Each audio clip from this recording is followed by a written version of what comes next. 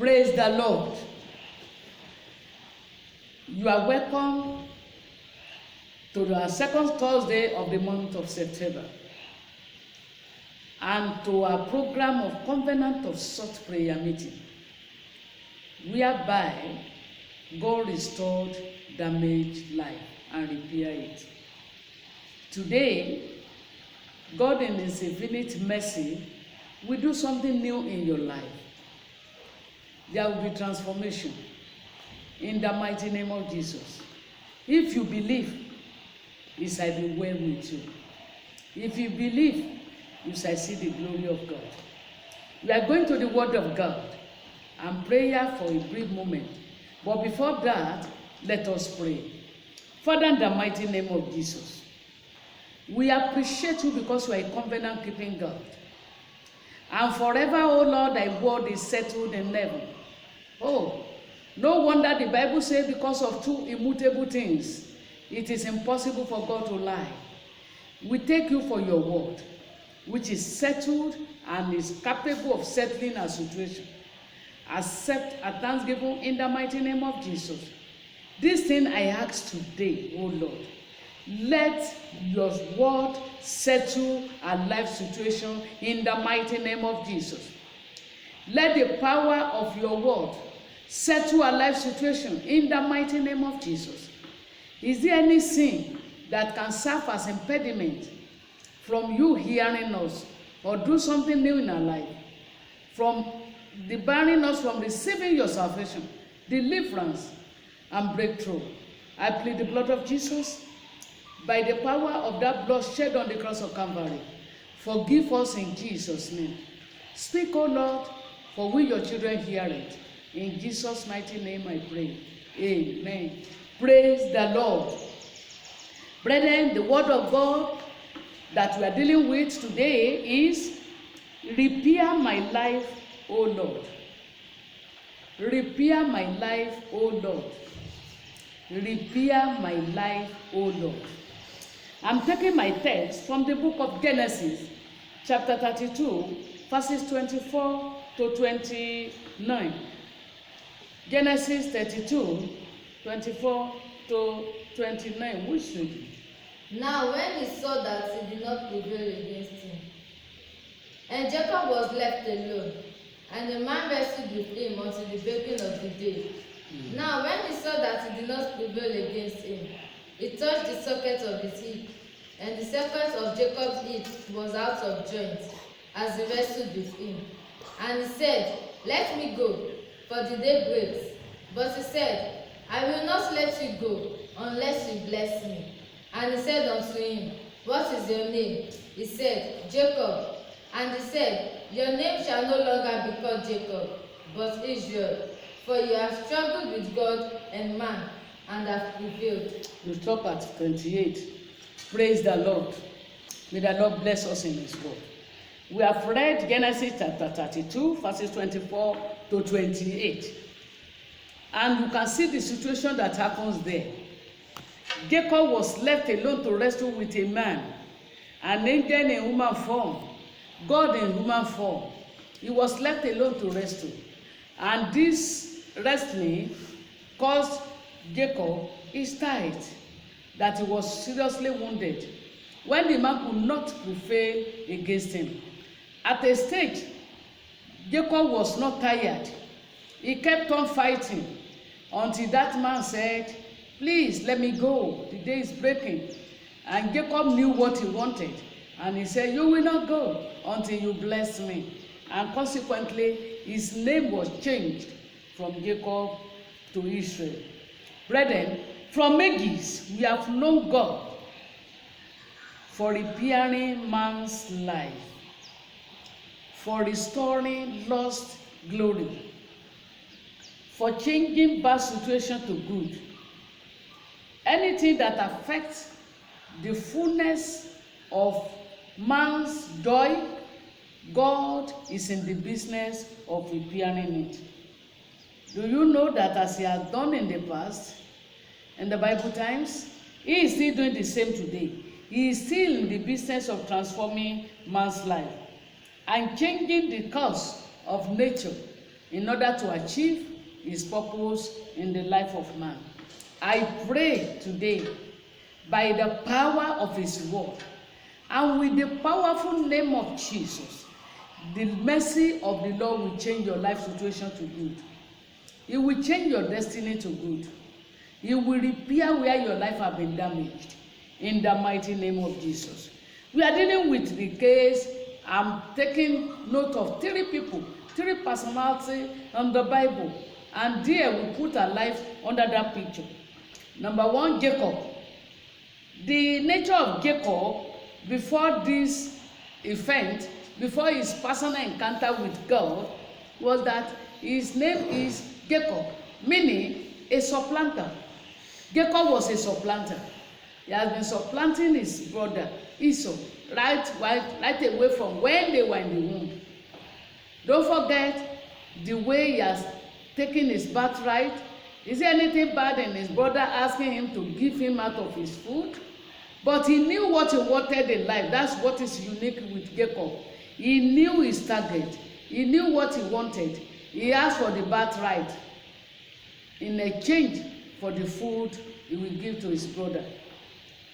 Again, through the craftiness of his mother, he was able to steal his brother's blessing from their father. But this particular day, a day like this that you are hearing me, a moment like this that you are hearing this word, Jacob had an encounter with God, a personal encounter with God, and his name was changed. Can I hear verse 27 and 28 again? So he said unto him, What is your name? He said, Jacob. And he said, Your name shall no longer be called Jacob. You shall no longer be called Jacob, but Israel. But Israel. For you have struggled with God and with men, and have prevailed. So his name was changed to Israel.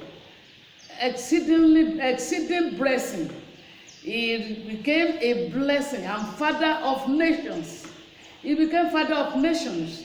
His blessing was multiplied. His name was transformed. I'm speaking to somebody hearing me. The Lord will transform your life. If there is anything in your name that is affecting your life, if there is anything in your name that is hindering you, if there is anything in your name that is causing you setback, by the power of his word, the Lord will transform that name today. That name will pass through the purifying fire of Holy Ghost in the mighty name of Jesus.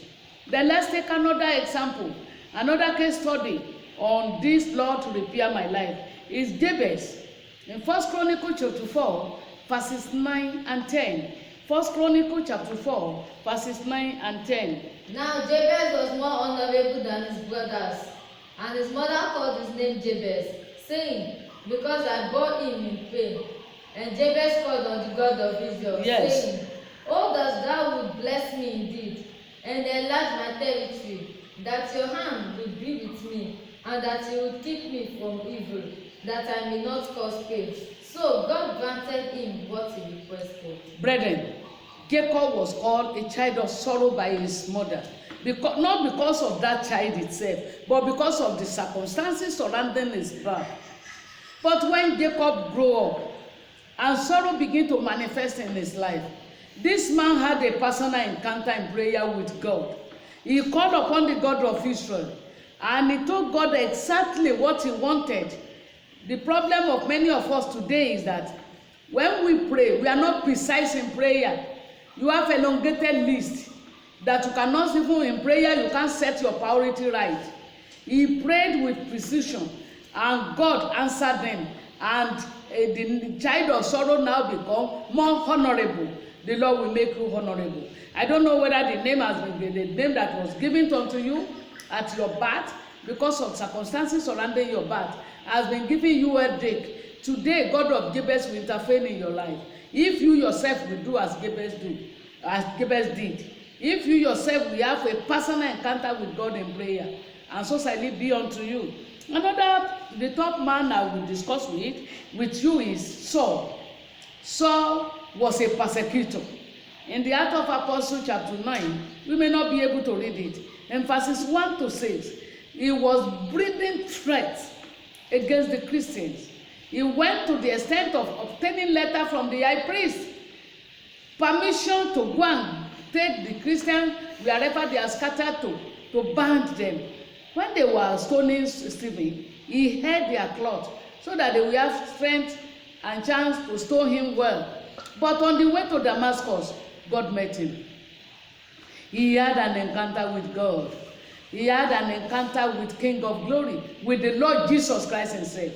He had an encounter with the Prince of Peace. And this encounter transformed his life. Can I hear verses 15 and 16? But the Lord said unto him, Yes. Go, for he is a chosen vessel of mine, Yes. to bear my name before Gentiles, kings, and the children of Israel. For I will show him how many things he must suffer for my name's sake. A persecutor now become a chosen vessel. A persecutor now become a preacher of the word, even to the Gentiles. Brethren, within 3 hours or 3 days of such encounter with Jesus, something valuable had happened. What is it? He fasted for 72 hours. Within the 72 hours of encounter, he had physical eyes opened and he had spiritual enlightenment. You can get this in Acts 9, 17 and 18. We are not reading now. Then what can we do? Mommy, you said we need our life to be repaired. This is what you can do. You yourself, every one of us, if you want your life to be transformed, you need personal encounter with Christ, like Jacob and like Saul. You need personal encounter with Christ. Jacob has been carrying the promise of Abrahamic covenant, but he didn't get it fully until he got personal encounter with God. The same thing you must do. Apart from this, you need earnest personal prayer that will call for the attention of God to your situation. Brethren, unless you let the situation of your life call for the attention of God, nothing spectacular will happen. Let God know why you are crying unto him. You too, you can act like Bartholomew the blind man. Jesus, son of David, have mercy on me. Not minding the hindrances, not minding the people that are keeping him silent. Eventually, Jesus called him and he asked him, what do you want me to do for you? He said, that I may receive my sight. You yourself must make the situation of your life call for the attention of God in prayer and total reliance on him. Number 3 thing that you need to do, you need to have faith in Christ and conviction in your prayer. You must believe yourself that prayer you are praying, that God will hear you. But if you pray and you turn it out, you turn it down with your mouth, you may not receive anything. Have personal conviction in your prayer. Be convinced of your conviction that Jesus will surely answer you. Number 4 that you need to do, you need to endure in prayer. Like Jacob, he endured. He endured. No matter what that angel he was wrestling along with did, he said, I will not go. I will not allow you to go until you bless me. He knew what he wanted. You too must endure in prayer. Tarry in prayer until you get things done. Pray. And don't worry. Don't behave like somebody that had just prayed. After praying, you move again from that place. You move again from that place. It's not until you get to 7 months before your prayer can be answered. When you pray, the Lord will answer you. When you pray, he hears you. He said, call unto me and I will answer. If God can hear Jonah in the belly of fish, inside the deep water, God can hear you when you pray unto him.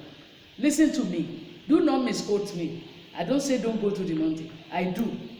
I really do. But what I'm saying is that be specific, be convinced, and have encounter, and let God know why you are there. Don't just choose prayer and fasting for yourself without knowing what you really want. The Lord will help us in Jesus' name. You may go on 100, 20 days, 70 days, The Bible says in the book of Isaiah, some people fasted for 70 days and they complained that God did not hear them. Oh, is that the type of fasting I choose for you? Anything you want to do, let your situation call for the attention of God, and He will surely answer you. Then you need, after prayer, you need to wait patiently for His divine intervention. Wait patiently for His divine intervention. It doesn't get there in a day. Allow God to do something. You have released, and let God now intervene. Wait for His prayer. Stop running enter and scatter. He is God. The power of His omnipresence sees you wherever you are. The power of omniscience knows what you are passing through. And His omnipotent power is able to solve your problems. Then finally, you confess positively about your situation. Not after you are praying, you confess negatively. Stop apportioning blame to people. Call upon God to change your situation, and your situations will be changed in Jesus' name. God bless you. I now decree by the name of Jesus. Because it is written in Matthew chapter 12, verse 33. Make the tree good. Matthew chapter 12, verse 33. Either make the tree good. Either make the tree good. And its fruit good. And the fruit good. Or else make the tree bad. Make the tree bad. And its fruit bad. And the fruits are bad. For a tree is known by its fruit. I hereby proclaim to your life that let the tree of your life be made good by the name of Jesus. Where you have made mistake, the Lord repair you. The Lord repair that mistake. The Lord correct it for you. You as a minister of God, in your ministerial assignment, where you have made mistake, I pray by the fine power of the Holy Ghost that the Lord will repair it in Jesus' name. Maybe in the setting of the church, you have committed a mistake, or you have committed a beginner's mistake. I pray, and that beginner mistake is troubling your ministry.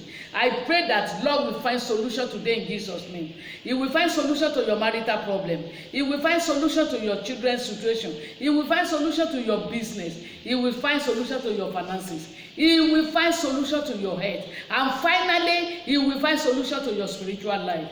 That at the end of the day, you will get to eternity. In Jesus' mighty name I declare. See you next week, Thursday.